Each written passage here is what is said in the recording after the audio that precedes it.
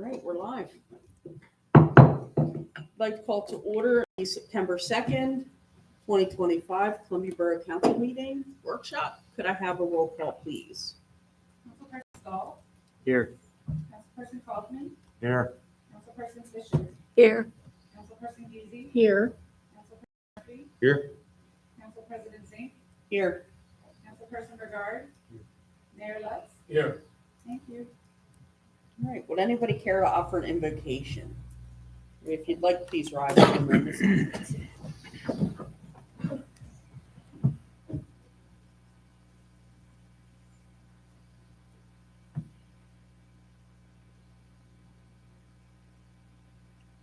Councilperson Murphy, would you like to lead us in a pledge? I pledge allegiance to the flag of the United States of America and to the republic for which it stands, one nation, under God, indivisible, with liberty and justice for all.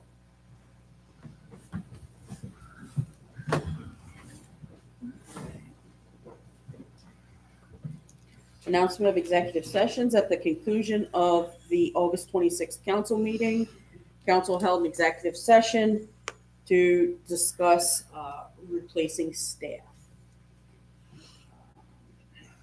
Are there any additions, deletions, or reorganization of the agenda needed? I'm not aware of any. We have a motion to approve the agenda as published. So moved. Second. The motion by Councilperson Kaufman, second by Councilperson Geezy, to approve the agenda as published. All in favor? Aye. Aye. Anyone opposed? Next, citizen comment, non-agenda items only. We do not have any sign-ups. However, is there anyone that did not get a chance to sign up that would like to speak? Yes, Frank.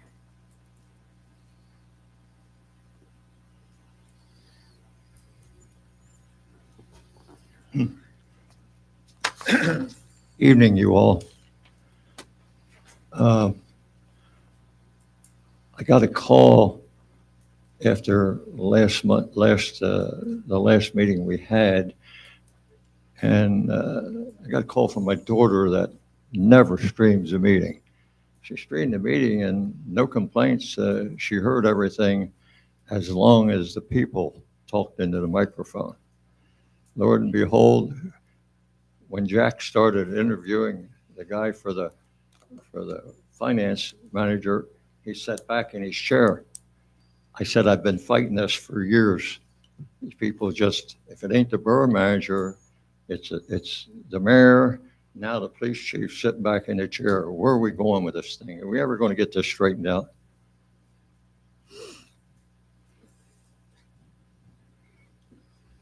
And my questions are open to anybody sitting up there, not just you, Heather, or anybody.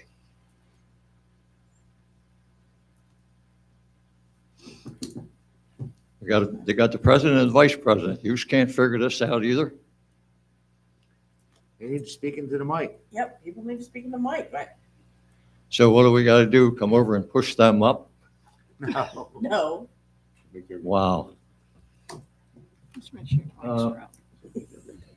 I know, mine was off. A while back, I can't tell you the exact time. I do remember this coming up. There was one of the managers that left that had a tremendous amount of comp time. And council was going to do something about that and put a cap on it. Has this ever happened? We're talking about it, but I mean, there are policies in place, yes. You know, I know this is months. It might even been years. I'm not sure. I do remember you bringing it up at a meeting and talking about it. And it can really build up to it's a lot of money. Right. Mhm. There is a policy in place. Do you know what the cap might be now? It's not a number cap, but it resets at the end of every year. By the year? Yep. Okay. All right. And, okay. And I know you're going to talk about it, but word on the street is our police chief's going to be the next borough manager. You can answer that or you don't. It can come up at the meeting, but that's the word on the street.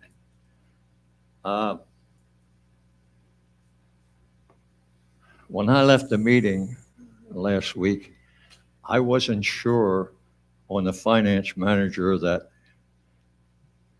you hired, but I'm not sure that you hired because he might be on another payroll. The way you, because this come up at the meeting. This come out at the meeting. Saying TriStar or us. Because the guy that, Somebody's talking about- TriStar. the ones that, Yeah. that picked him might be on that payroll. I don't know whose payroll he's going to be on. So I was up in, I believe he's gonna be on our payroll, yes, that's the way that's the way. but you didn't determine that at the meeting though. And it's just, Well, we I never said seen hire anything him. like that. We said hire him, so that's, I mean, that's kind of the way. Frank, I think what they laid out for you were the options. What's the option? There were two options, but the borough's looking to take him, make him an employee immediately. Okay. It wasn't said that way. So when I left, I was up in the air. I didn't know what was what. And the same way, you supposedly hired him at 75,000. And that didn't seem like that was a sure thing either. But anyway, that was the thoughts that I had.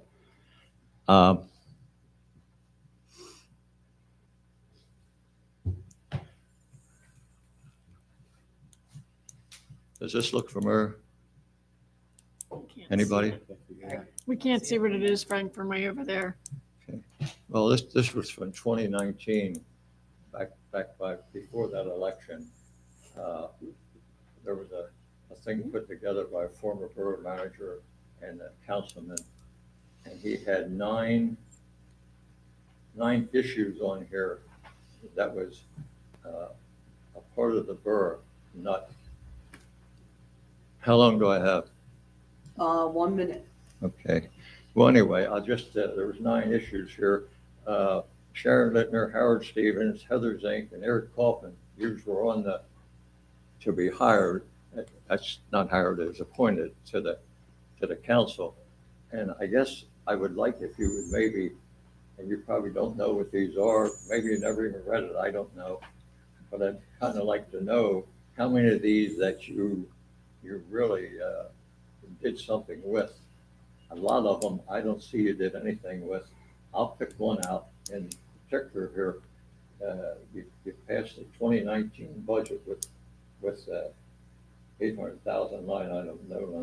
No, I'm sorry, that's not the one I want. The one I want is you paid an employee wages and taxes $66,000 for a local charity. And it has in parentheses, mayor was on the board of directors. So what was ever done about that? They never did it after that. But that was just one of them. The other one was.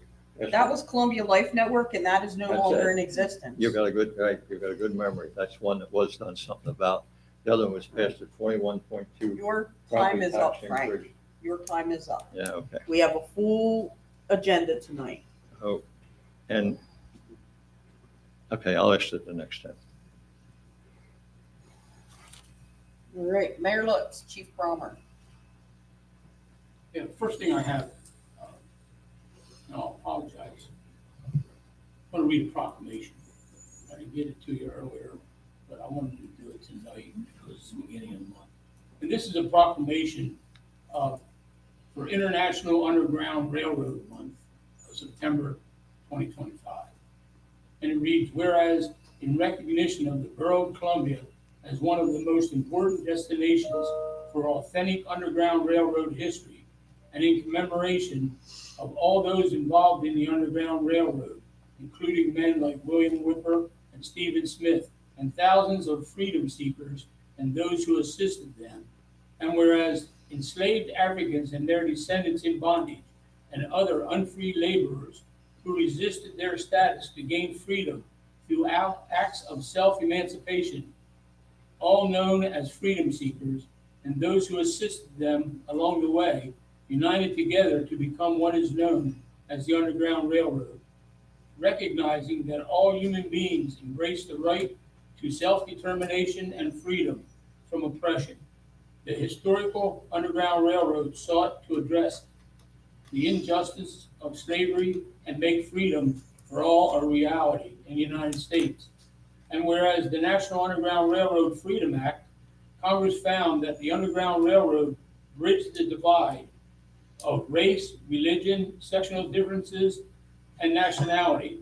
It spanned state lines and international borders and joined the American ideals of liberty and freedom expressed in the Declaration of Independence and the Constitution with the extraordinary actions of ordinary men and women working in common purpose. And whereas the Underground Railroad, which flourished until the end of the Civil War, played a significant role in the eradication of slavery in the United States and became a cornerstone for a more comprehensive civil rights movement that followed. And whereas the rich history of the Underground Railroad in the Borough of Columbia has prompted a group of citizens to explore the creation of a National Underground Railroad Museum in the borough, preserving that history and the stories of men and women who risked their lives to see that freedom for all would be a reality. So now, therefore, I, Leo Rhodes, Borough of the Mayor of Columbia, do hereby declare September 2025 as National Underground Railroad Month in the Borough of Columbia. And I urge all residents to remember the selfless acts of those involved and to support the preserving of this important part of history. Thank you. Couple small other items. There's been a lot of talk, a lot of stuff written recently about the bus stop. And if you remember, what I said was we're going to take a look at the situation out there. It's unsafe because the buses tend to block Market Street and block the crosswalk, and people have to sneak out around the bus to cross the street. We took a look at it, looked at several places, several ideas back and forth, and here's the bottom line. The bus stop will remain where it is. And we are looking at possibly putting a canopy up, exploring some options there on a canopy, where it's open all sides, but we have a roof for people to get under and stay out in inclement weather. Now that depends upon whether council approves it. Second, whether we find something of a style that matches that bus stop, and the cost is not prohibitive. So that's that on the bus stop. I think it was two meetings ago, I talked about West Nile virus, and it was shown to have been York County, and they were going to spray in York County. If you saw this morning's paper, there were several cases of West Nile virus from mosquitoes in Lancaster County. So far, we haven't got any information on whether they will spray in Lancaster County and where in Lancaster County they'll spray.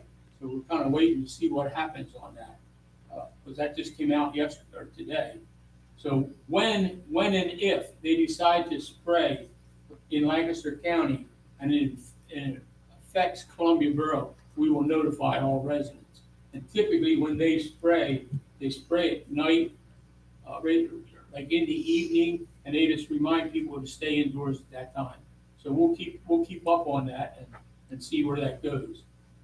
If you've been down at the River Park lately, you probably saw an area under the bridge that's taped off with caution tape. And that caution tape is going to remain because several years ago, as a matter of fact, a chunk of concrete came down from underneath the bridge, and we showed our state representatives that, and that's one of the things that pushed the reconstruction of that bridge. But just recently, another piece of that concrete either came down or was going to come down, Chief. It came down. So a lot of people park underneath there to fish or use the kayak area. It's roped off with caution, and we'll post it. We don't want anybody underneath there. Surely we don't want anybody to get hit, nor do we want to see their vehicles get damaged. Chief, you have anything? I do not. And that's all, Madam President. All right. Workshop items. The first one we have is we have a commercial realtor. The EDC is not able to be here tonight. There was some illness in the family. Kids go back to school and right away everyone's sick. So he is not able to be here. Yeah, Justin, if you want to come up to the stand, this is Justin Geisenberger. I think I'm saying your last name right. Yep, you got it. Hello, everybody. Thanks for having me this evening. To give you a little background here, I had some previous conversations with Councilmember Peter Stahl and Todd Burgard about the McGinnis Airport site. Our firm, Sable Commercial Realty, was actually approached by the previous owner, familiar with the site, done some past work with the site. And when I had a chance to talk to these two, I was just excited to discuss the potential opportunities with them and come here and discuss potential opportunities here with council. So from workshop perspective here, really just trying to give you guys some additional ideas, see how I could be of help here to you guys, the community, in terms of trying to identify some good uses for that site. One of the things that I wanted to start out with is wanted to commend you guys for the zoning changes that you guys made last month. I saw that you guys took some non-permitted uses and allowed them to be permitted uses, and there are certainly some uses in that I think make for some good fits for that site. So one of the first things that I want to point out is obviously I know it's important to you guys. You want to increase the tax basis here. You want to provide jobs, and hopefully not add kids back into the school system. So start off there's two potential uses that I discussed. And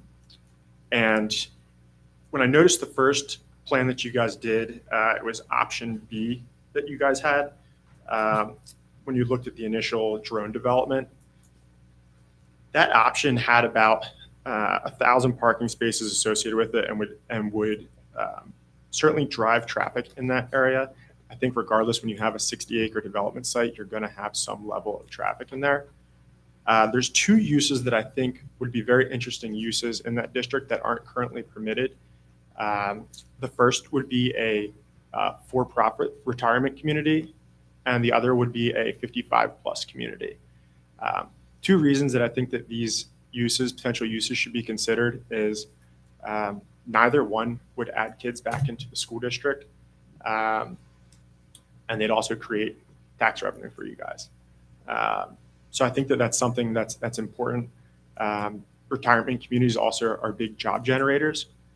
And in terms from a tax revenue standpoint, with retirement communities, you can go vertical, you can do more density there, and with that, you'd have more improved building area, which will result in more tax revenue in the long run than something along the lines of an industrial use, retail, et cetera.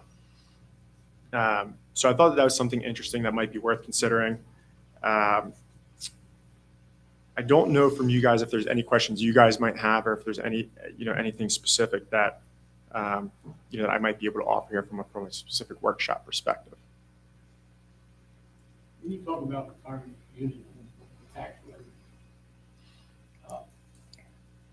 if I'm not mistaken, some of the communities are working as nonprofits, therefore not generating tax revenue for the municipality.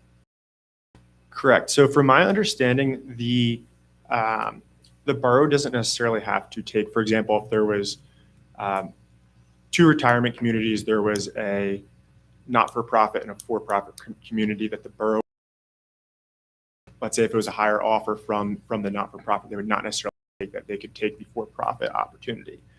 I do believe, and you have to check the solicitor, but I do believe that there would be an opportunity to put in a deed restriction on that piece of ground, stating that only a for-profit facility could operate there, which could prevent that property from in the future being sold to a not-for-profit entity.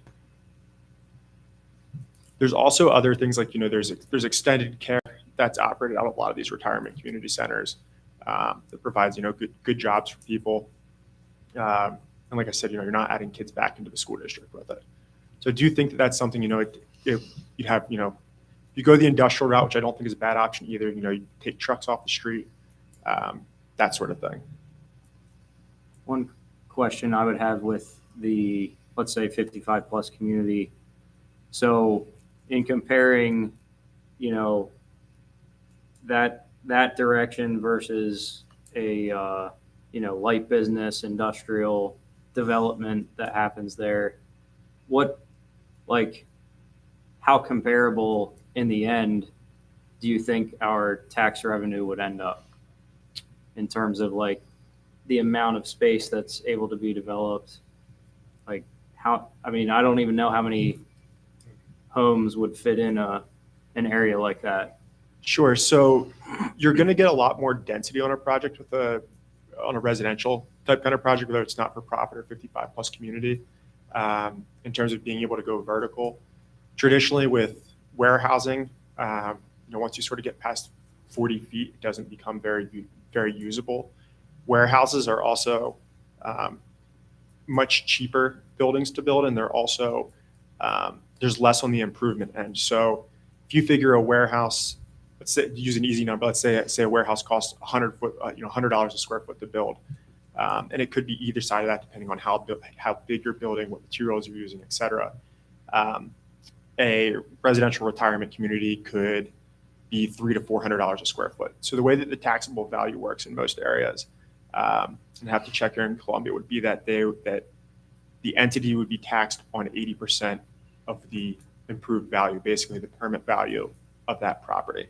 So if you think about something like a retirement community, if you build 10,000 square feet at $300 a foot for a retirement community, it's a $3 million project. If you build a 10,000 square foot warehouse at $100 a square foot, that's a $1 million project. So you're looking at $8 million versus $2.4 million of taxable value there on that.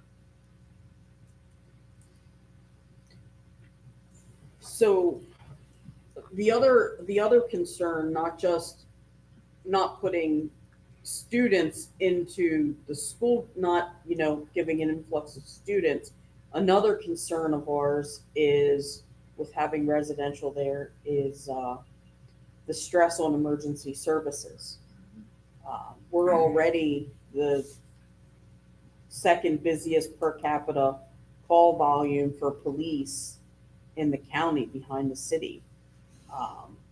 We are, as it is now, our, response times for EMS are, I think, higher than anyone would like, and that's a countywide problem. Yes, the fire department's right there, but we're adding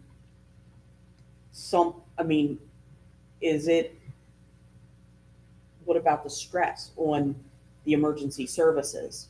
We have to think about that. Sure. I think that anytime you do development, especially on a large scale like that, you're going to add stress to local infrastructure. If you build out if you take the 60-acre site and there's 30, 40 acres that is developable and you turn it all into industrial manufacturing, you're going to get people that have injuries there. Anytime that you're adding infrastructure, developing stuff, you're just going to add more pressure on local services. I guess, I live right down the street from another one of our retirement communities, and they're always EMS, fire is always going up there. And so I think there's more of a chance for that to happen with a residential use than a business use. That could be fair. I think at the end of the day, by opening up the opportunities, it gives you guys more things to select from at the end of the day. Mm-hmm. I was suggested it's better to be in a position to say yes to something if somebody brings you a really good opportunity rather than to have it shut down from the beginning. I think the more options you guys have for that site, especially with it being, we all know it has some challenges there.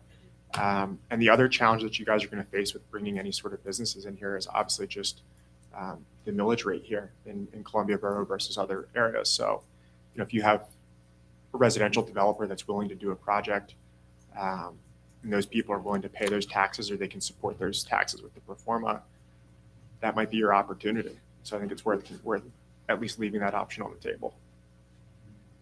Yeah, I think we didn't put it in the table of permitted uses because we didn't want a nonprofit. And that was our biggest concern.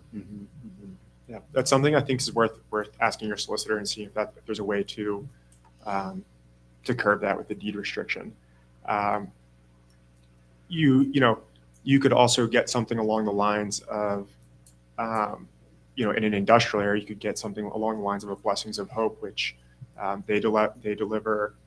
They're a nonprofit. They deliver food. They collect food from grocery stores and they deliver it to people. It's an industrial use and they're a nonprofit as well too. So there's risk in industrial uses. There's risk in anything. You could have a Goodwill thrift store there if you had a retail store. There's just a lot of different nonprofit uses out there that fall within the current zoning guidelines.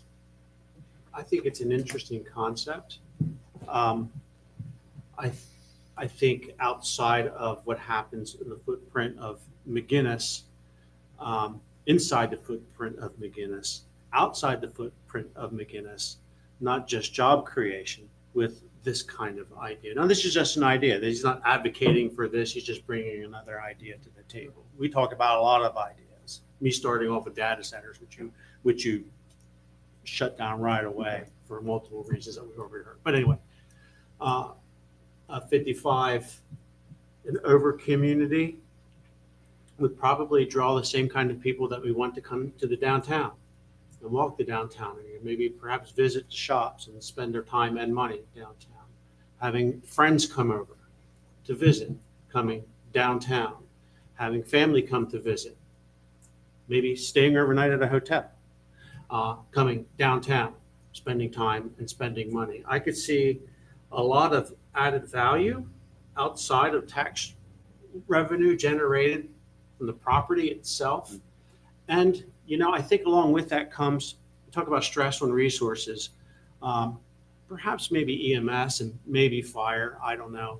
I don't really see a whole lot of shenanigans going on with the 55 and over community that Chief Bronner would have to worry about.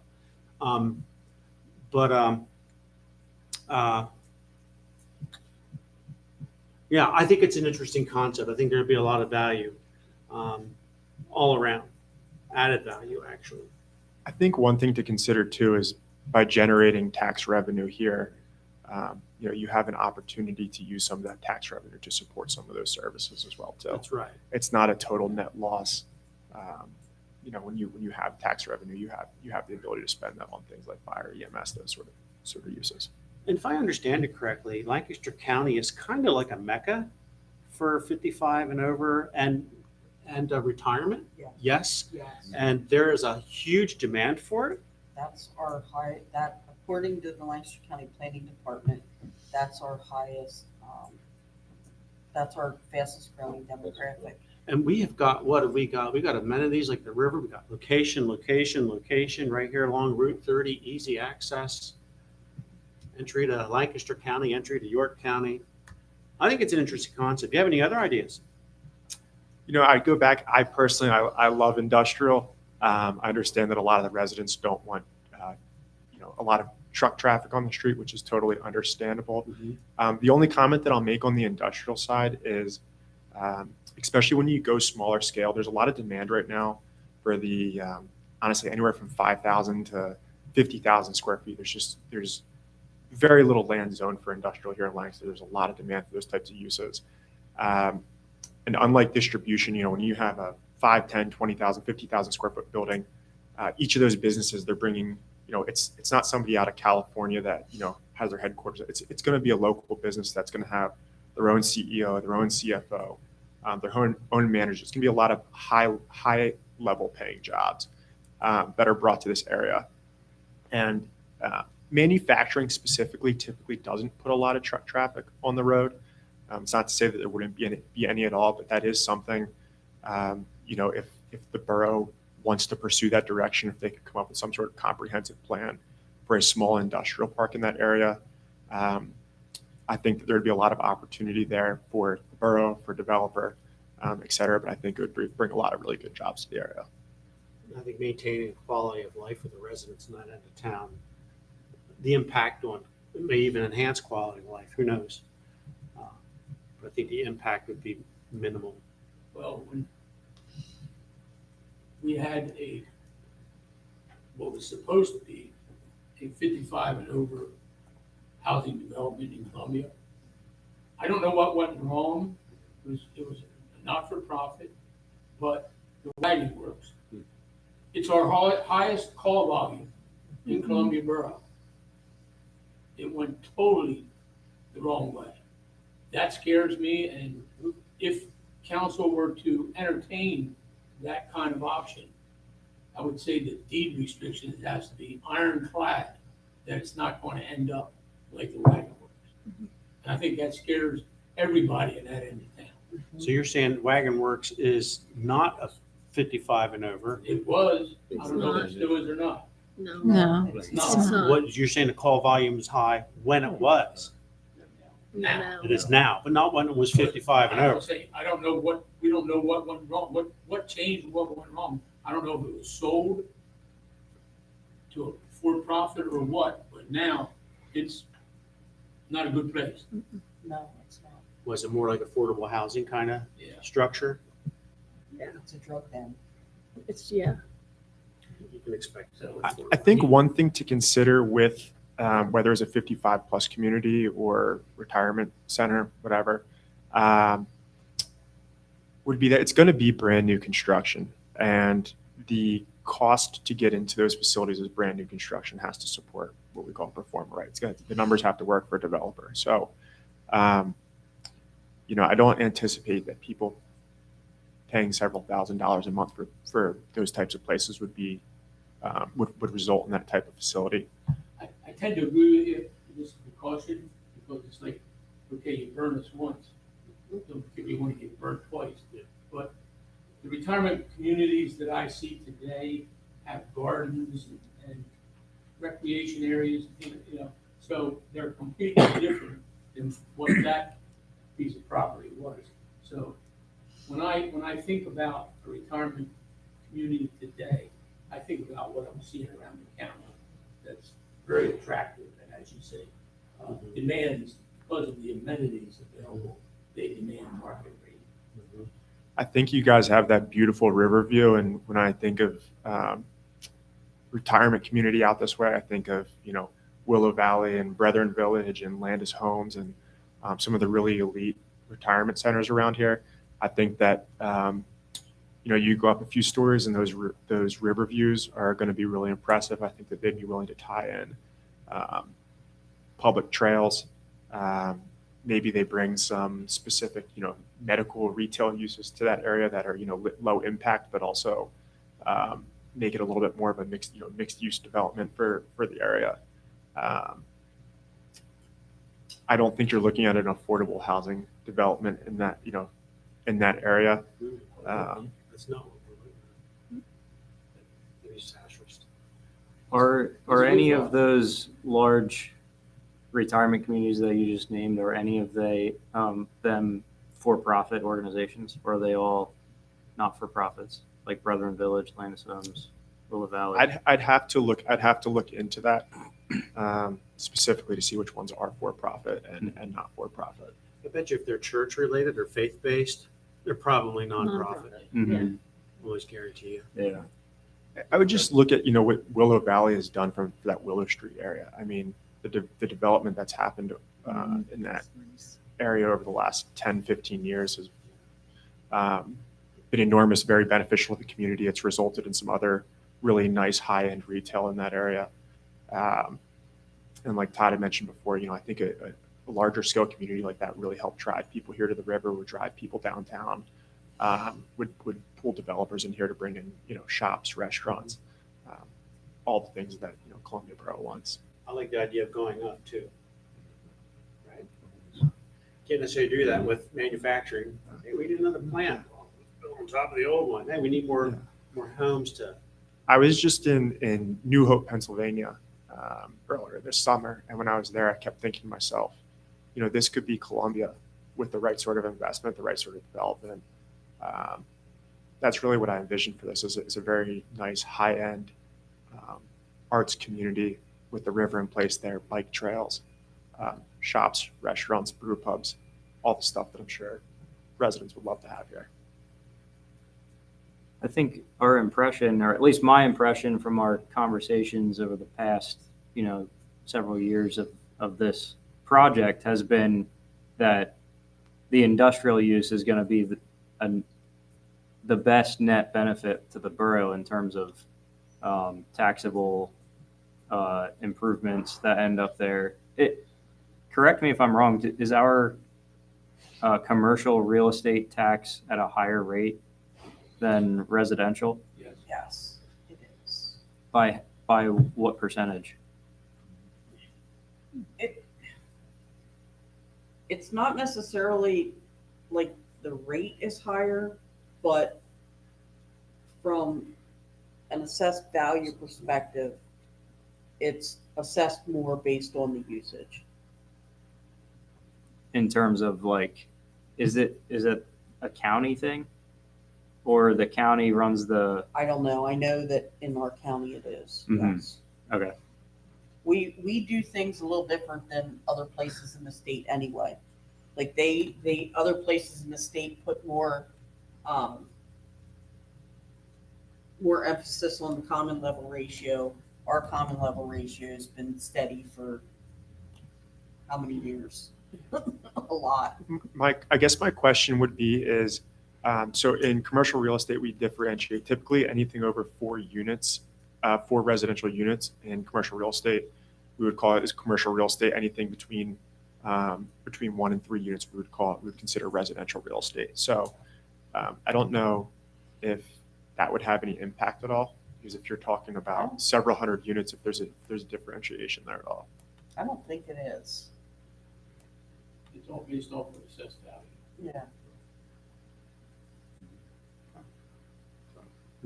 But yeah, I think there's a lot of opportunity at that site, and I just encourage council to look into all potential uses. And like I said, you guys did a great job last month with adding a few other uses that I think are exciting. So let me ask you a question. Someone said this, and the more I thought about it, I thought, that's not a bad idea, and I don't even remember where I heard it. What do you think the potential is to attract a grocery store? I mean, it's not going to it doesn't have necessarily the foot traffic. However, Columbia is a food desert. We have no grocery stores within the borough limits. Sure. Could we attract, say, a Lidl? I think it's very unlikely. And the reason I say that, most commercial developers and national chains, et cetera, they're looking for vehicle counts. So they'll look at the vehicles per day. And typically a grocery store, I would say at minimum, they're going to want 18 to 20,000. And most of them are probably going to want over 25,000 vehicle per day traffic counts. So I think it's very unlikely. You might be able to attract something along the lines of like a Dollar General. We actually helped with the Dollar General there in Marietta. We helped do that development out there. But in terms of a full-scale grocery store, I think that if somebody was going to do something, they'd do something else out on 462 or something along those lines. Can you do me a favor, Heather? Can you, we're in partnership with EDC in getting this problem resolved, getting this project sold. The EDC is, they're the recipient of the part of the BIOS that is the grant. Mhm. So when we submit our receipts, the money for the grant, they're administering the grant. I'm talking specifically about marketing the property We and do how. not have an agreement with them, and we cannot have an agreement with them now to a commercial realtor. EDC cannot be seen as competing with a real estate agent. So they will not work to market for us now. They can't. So at this point, we would like to, they've been a huge partner with us. They've gotten us this far. They're helping, keep all of the things moving. But at this point, I mean, I believe you know John, and he said they can't work with us in that capacity. We are trying to figure out a way to use them as, still be able to use them as a pass-through. But now their attorney does not think that with the addition of a realtor in there, that they're going to be able to be used in that way. Because it appears that they are only being used to bypass the way we are required by law to dispose of property.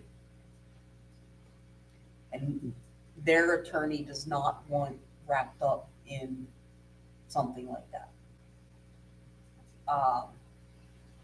So we're trying to, we are having a conversation. John and I were talking today. We're going to have a conversation with, have both of our solicitor talk to their attorney and see if this is something that we can, if there's still a way to do this, or if it's that we have to, if the Columbia EDC is willing to do it, we don't know.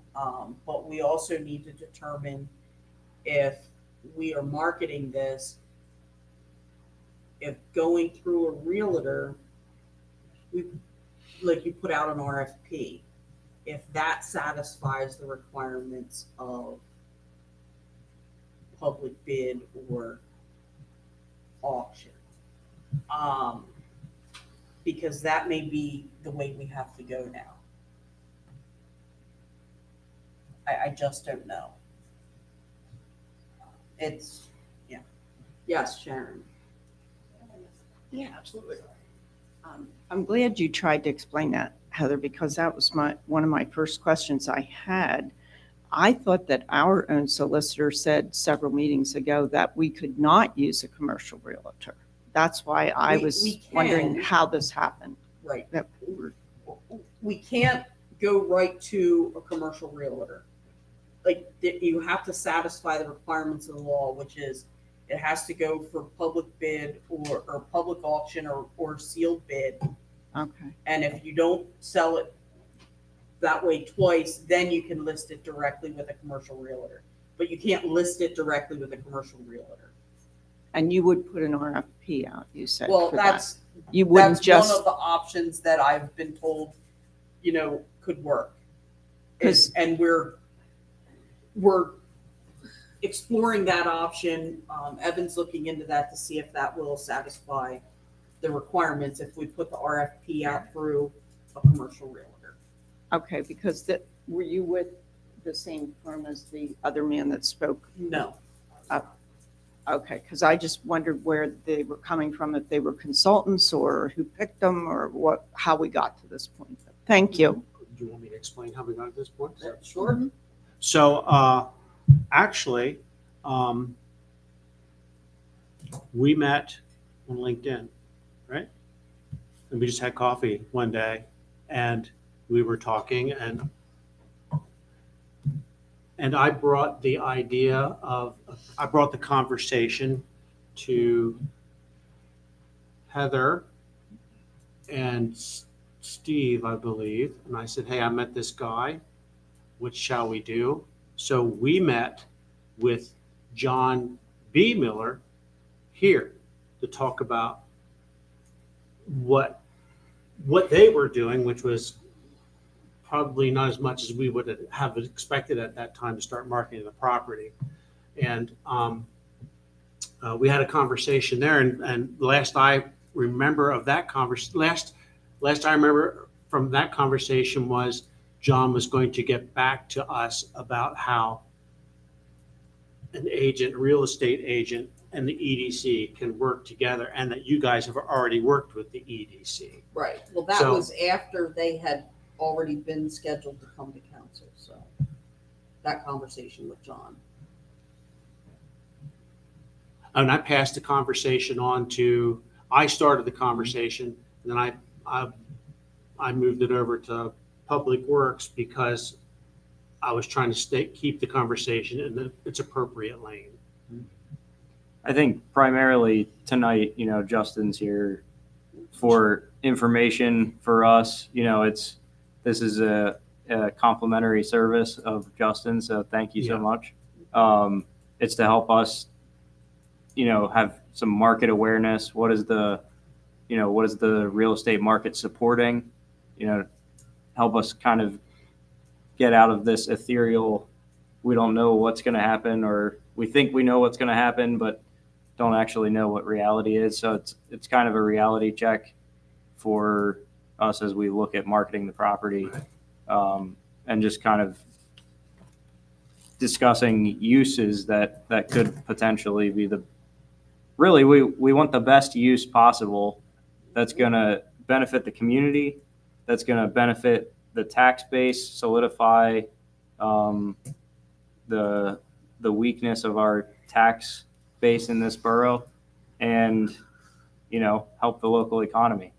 So it's hard to get all three of those in one fell swoop, and so we need some experts here to help us along with that.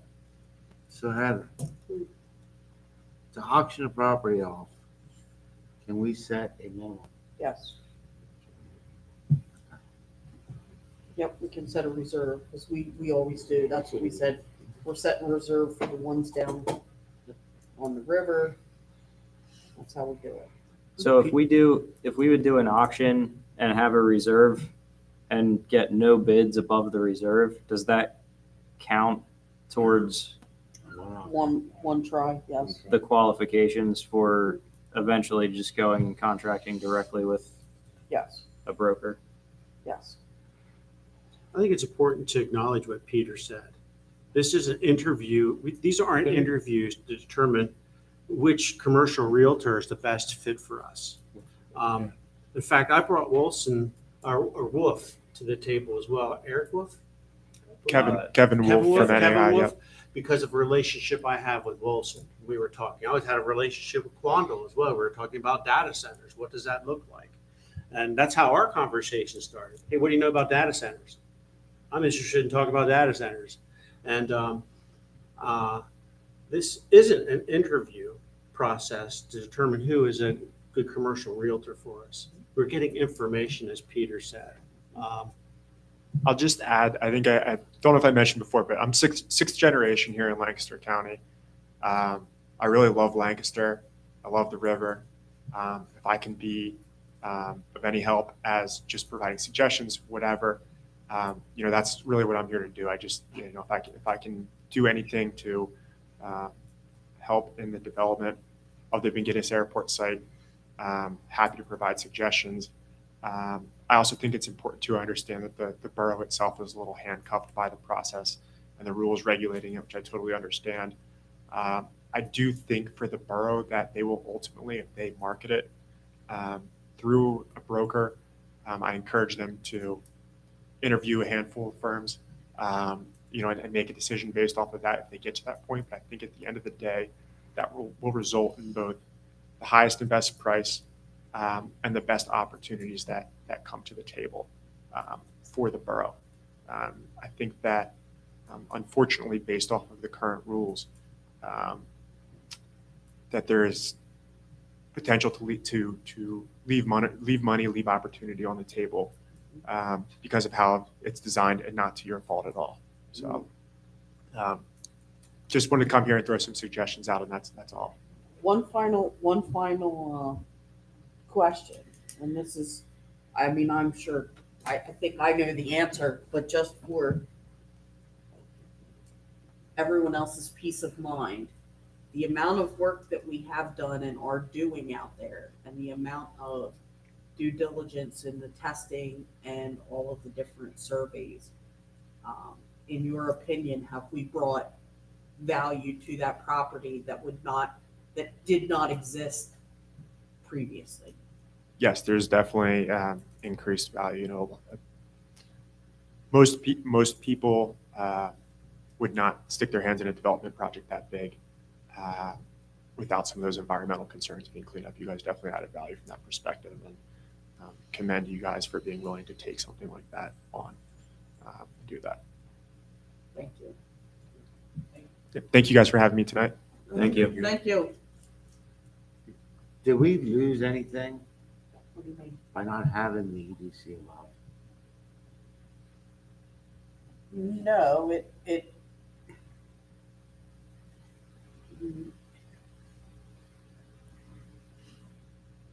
Because I thought our I mean, plan not was to go. directly, but, I mean, yeah, we've kind of lost the ability to have their contacts and, have them be a pass-through and all of the things that we had thought about initially and all. So now we've got to reinvent how we're going to do this and what we're going to do, since that isn't an option any longer. Plus, the goal was, as the mayor would say, put a shingle on it out there basically next month. Mhm. Now we have to do auctions. If they pass the auctions, then we have to hire a realtor. So this is looking like next year's sale now. Yep. So I think it's a loss. What do you think is a loss? Losing EDC. I don't understand What is, how we See how we lost lost. the economic development. is it just having a They won't market it conversation with for us now. someone? Why? Because They their can't. marketing is competition against a realtor firm, which they don't want to compete against. But we're not hiring a We- realtor. We're we just didn't having got- a we didn't bring in a conversation. realtor. But as soon as we have the conversation, the EDC is out. We They should have will- known that then. They will not, they cannot. See, I don't understand that, because from what I've seen before and tonight, it was information gathering.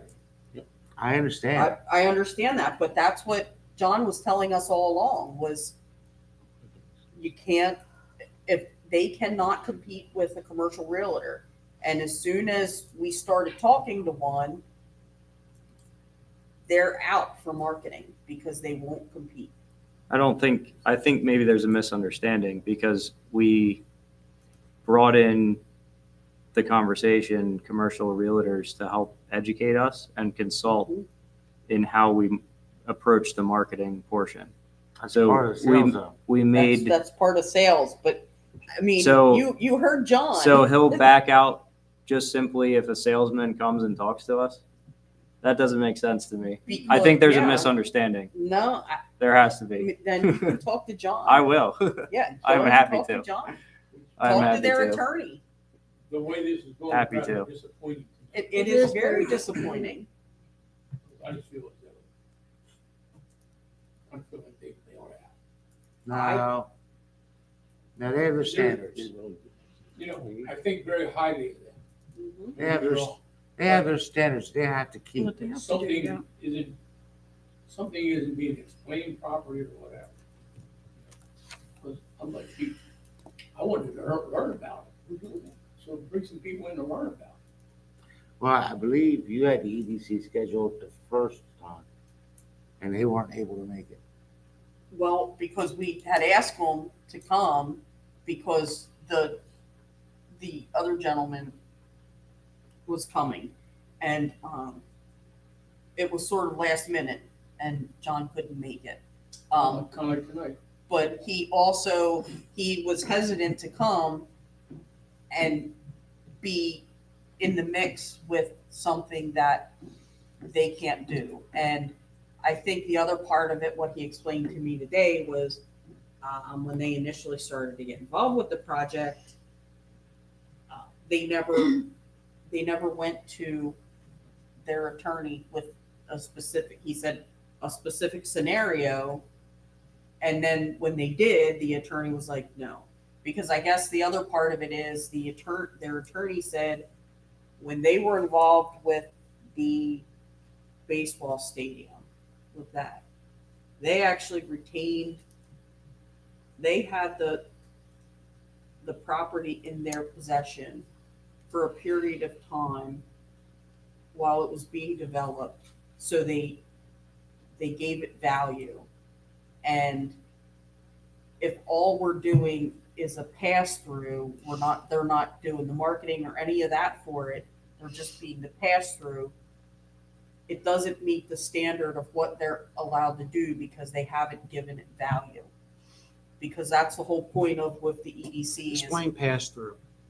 pass-through is they find us the end user, we sell it to them, and they sell it to that end user.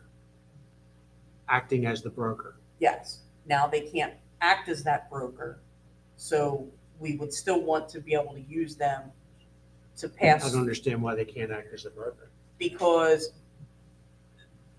they would be competing with as a broker with a realtor. But you haven't hired one. You're Yeah. just No, talking. I know, but It that's, doesn't make sense at all. call John. You Yeah, go can, ahead. It Go does. ahead. There You is- can there add. is no compete clauses. Yeah. I just want to add, first off, that EDC is looked upon very highly by commercial brokers here in Lancaster. We regularly work directly with them and in conjunction with them. We have, our office, other brokers now, we all have working relationships with EDC, and the real primary function of EDC is to help secure state loans, state grant money, Right. for projects. I think the world of John, I think the world of EDC, but they are primarily, and I believe that John would tell you that they're not a marketing firm. In my 8 or 9 years of being in commercial real estate, I have not once seen an EDC property listed publicly on LoopNet, which is essentially what you'd call the Zillow of commercial real estate. So if you really want somebody to truly market the property, I mean, they certainly have people that they talk to regularly or people that approach them for different opportunities. But those same people are going to see opportunities like this on LoopNet and other sources. So I don't think that by potentially not being able, I don't know exactly the extent to what they're not able to do now, but I don't think that you're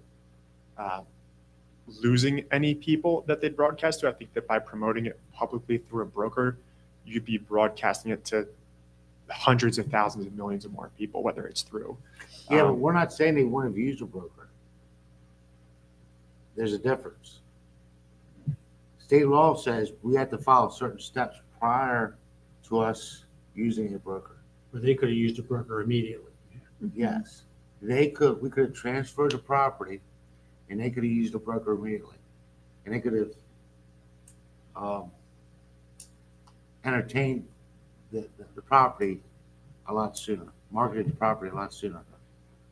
Now we have to go through certain steps and timeframes. That was, I had a discussion with him. That was never, my understanding of. I'm I not don't- sure I don't any of think- us, I don't I'm not think sure that's- any of us were aware of it initially. I don't think that's correct, Eric. The way that they would have marketed it is simply to have it for sale, and then whoever their contacts are it wouldn't, their method of marketing the property would have never included a broker. That's my understanding. And so that's why they're saying, oh, well, we won't do it if there's going to be a broker involved. That's, if this conversation hadn't happened this way, they still would have never used a broker. Whatever, I'd rather have the place up for sale Here's October 1st, here's what we Up for could sale. potentially do, and this is what Heather said January. we could potentially do. This is what we have to talk to our legal counsel on. But can we, let's just take, for example, the property. Listen, the property we marketed up off of the Borough farm. We used a broker who's an auctioneer to call for bids, right? So again, I'm not a lawyer, but I don't see any legal issue in my mind if a broker does an RFP request for bids, right? That would satisfy that public bidding procedure. It will, you're right, it's a public auction. Mm-hmm. But that takes 30 days, and then you have another public auction. That takes 30 days. There's going to be bids though if the proper broker Yeah, is the proper one broker has promoting that. it. Yeah. In other words, it's not going to be a no-show every time. Oh, I'm not saying anything about no show. Mhm. I'm just, I don't think in auctions you're gonna get the best price. I'm not talking about an auction. You can do a request for bids, and that's one of our options as a government is to request to solicit bids, a sealed bid. Okay. And if a broker with the proper channels of requesting that does that process, and we aren't just going to put this out into the Lancaster newspaper only. And can market it Mhm. with particular language Yes. to the particular people that he knows are the best fit for our vision, you're more than likely to get the folks that you want. Right. You know, let me say,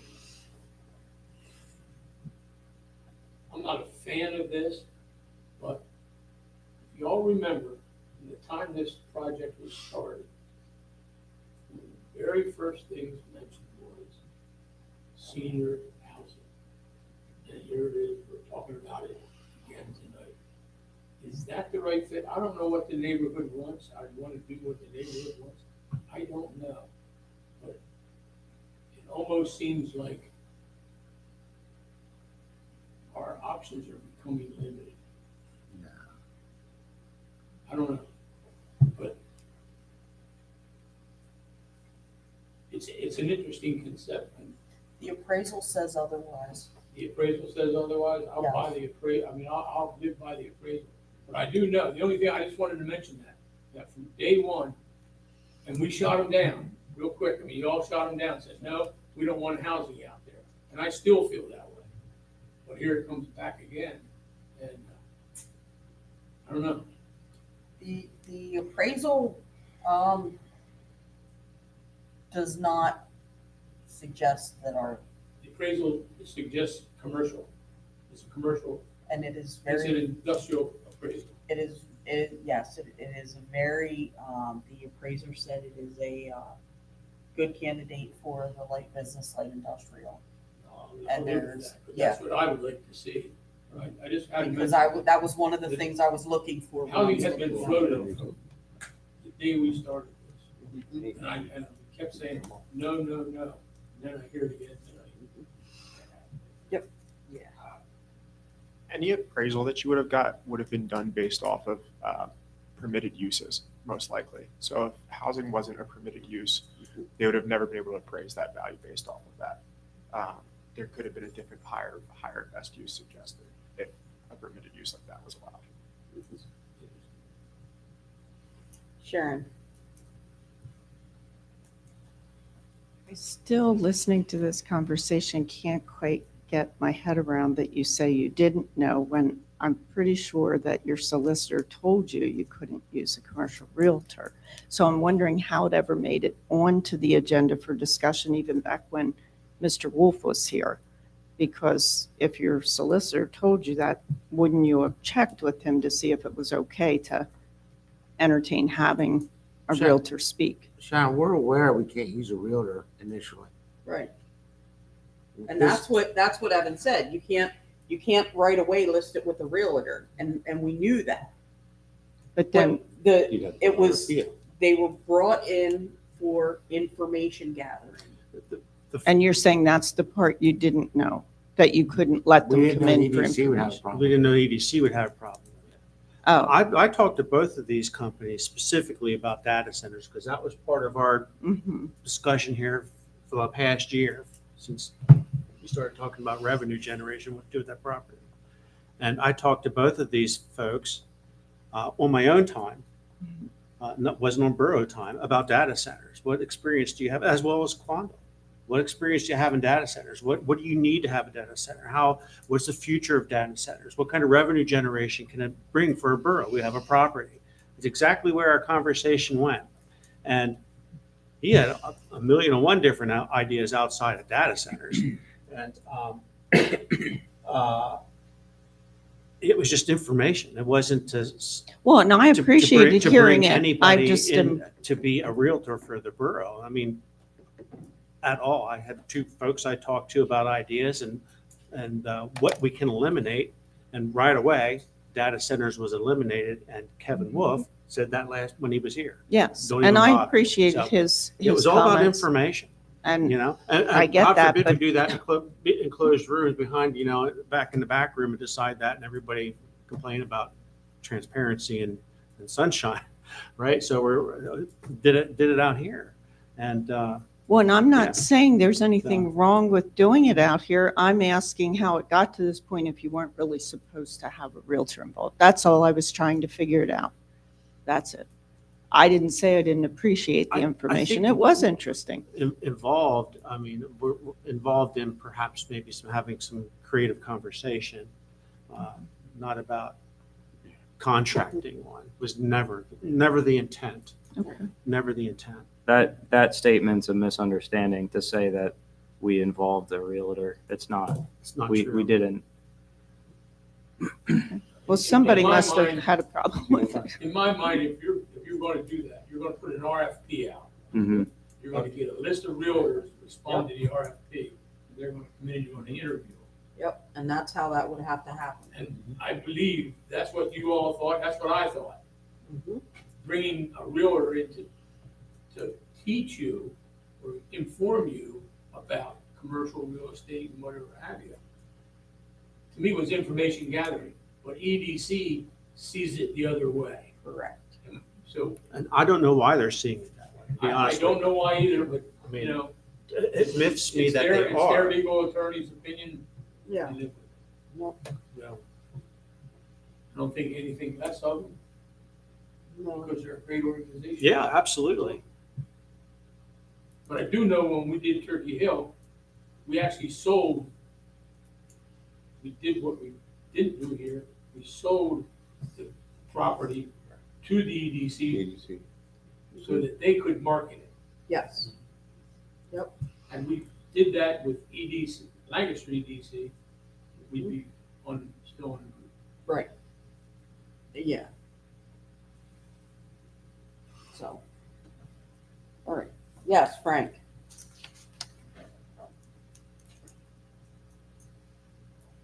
Just want to get educated. When we talk to EDC, are we talking Columbia or Lancaster? Lancaster. How did Columbia get out of this? Come to the CEDC. CED, so that's different, in other words. Okay, and when you talked about housing out there, what is the difference in what you're talking about than what we have at Trinity House in St. Peter's? Nothing. No, it is. Well, I mean, They're church related, That's- and they're nonprofit. That's the concern we have. that's the concern, is that we don't want Okay, the nonprofit.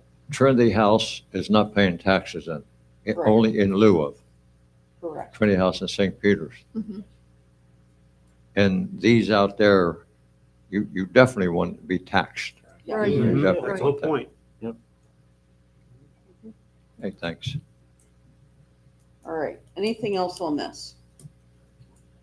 All right. Killed this? Yeah, we sure did. All right. Thank you very much for coming in, Justin, and, I think it was enlightening. It was. We hit it from all sides. Yep. I think there's a lot of understanding. now. Yes. I think that was a Yep. great discussion. Yep, I do too. all right. Thanks, everybody, for your input. Next, Lancaster City Public Works would like to speak to us about the proposed water main project. Several meetings ago, we